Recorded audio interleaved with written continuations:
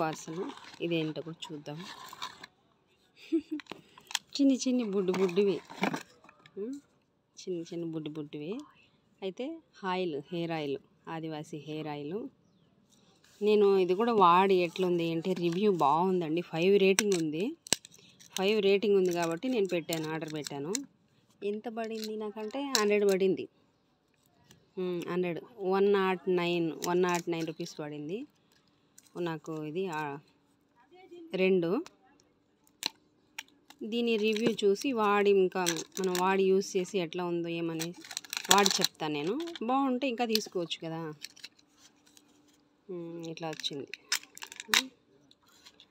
చిన్నవి 100 ml